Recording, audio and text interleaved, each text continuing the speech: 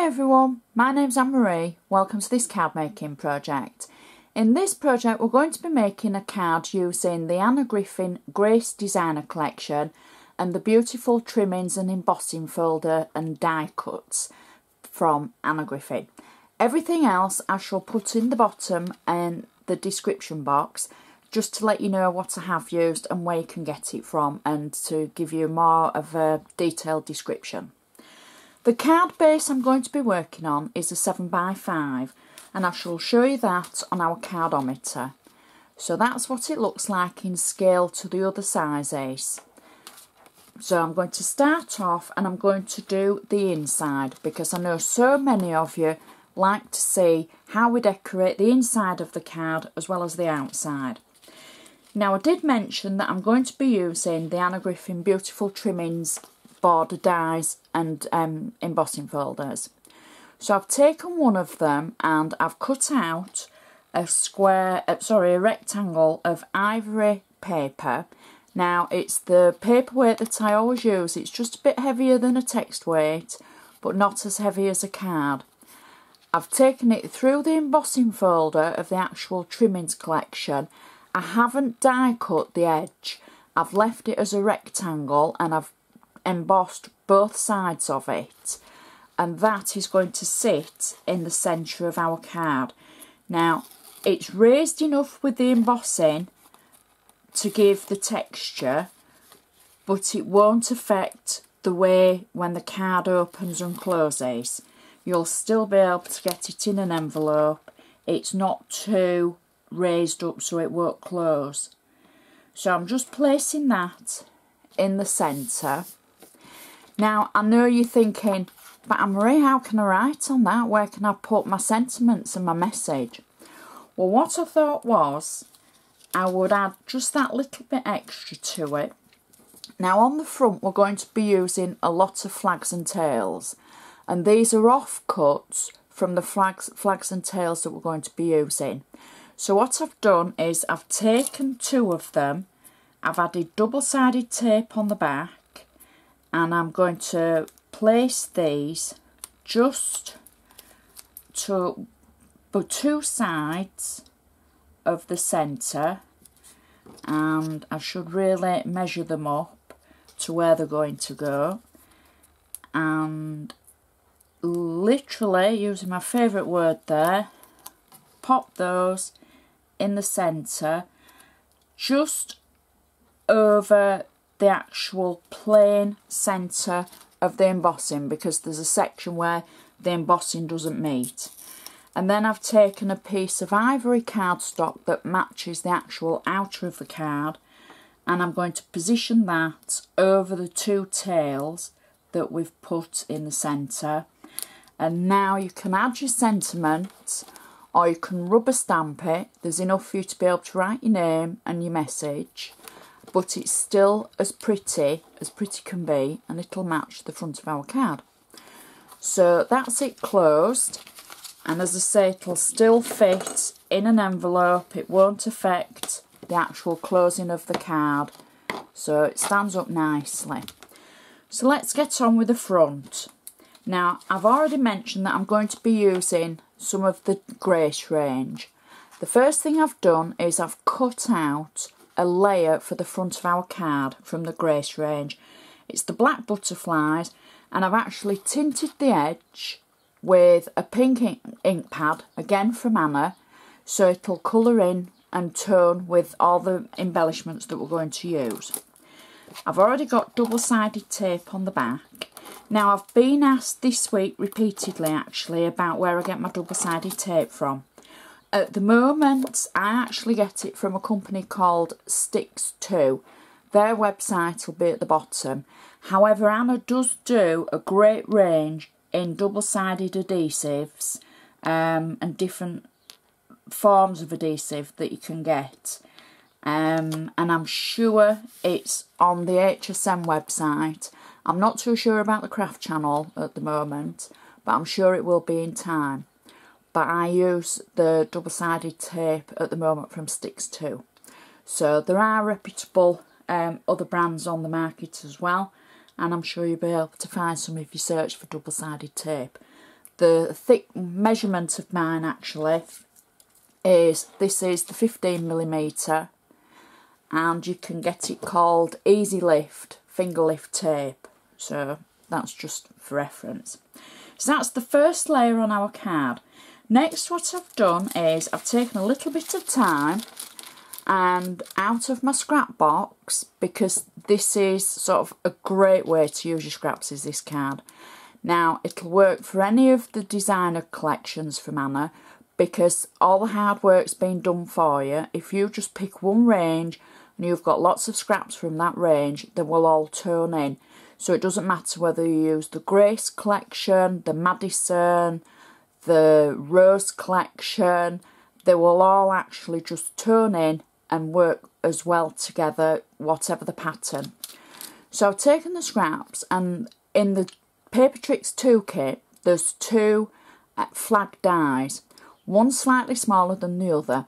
So I've die cut all the scraps in the smaller of the die, and then in the larger of the dies for the flags, I've cut out a darker coordinating cardstock that's going to turn in with all of them. Now, because there's so many, I've already glued them together, and I've already put double-sided tape on the back of them, because you don't want to see me spend half of the video just peeling tape off. So what I'm going to do is I'm going to place them on my card, and I'm placing the tail end to the very bottom of the card. Now, I'm going to admit I'm not being really careful with the way that I place them on. I'm just making sure that they all go on and there's some space between them. It doesn't have to be precise, but you want them just in a row at the bottom. I'm just going to turn it round, and then I'm going to do the top of the card. Now, the same at the top, and I'm just going to overlap them in the middle a little bit, but that is fine because we've got something for the middle. So the last three to go on. There we go, and one more after this. Whoops, there we go. So that's the last one of our flags. So far we've got the layer and we've got the flags. Next, I'm going to use the beautiful Trimmings die and the actual embossing folder to create a border for our card. I've done this twice, and I've cut it to size to fit the card. And what I've done is I've actually cut it symmetrically for both sides, and that way we can make a great centre feature going all the way across. Once I've die cut it, I die cut another piece of coordinating paper, again from the Grace collection, and it was from my scrap box, so it's not that wide. You can see it's not as wide as the actual border piece, and instead of embossing it, I just die cut it to get the shape, and then using 3D foam I added it to the back of the embossed layer. So I've done that for both sides, and then I've put the whole thing onto 3D foam, and we're going to add this through the centre of our card, like so. And this will cover up the edges of the flags that we've just put on. So that way, if your scraps are a little bit short, it doesn't matter, but it enables you to be able to use them up and make something really pretty with them. So I'll just add the other half of the border, and I'm going to overlap it slightly so that we can see the tails. Now, you might have noticed that I cut the centre of the actual embossed folder away from the panel. So you can see this little bit here, the decorative strip in the middle. I've cut that away just to shorten the panel a little bit, because I wanted my border a little bit smaller. Because just because you've got the items, you don't always have to use them as they are.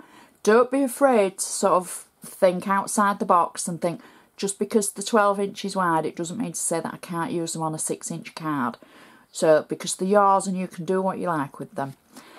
So that's the actual start of our border. Next, what I've done, I've taken a sheet of the actual black butterfly like we used on the base, and I've cut one strip which was 1 inch wide, and then I've cut a second strip which is 1/2 inch wide.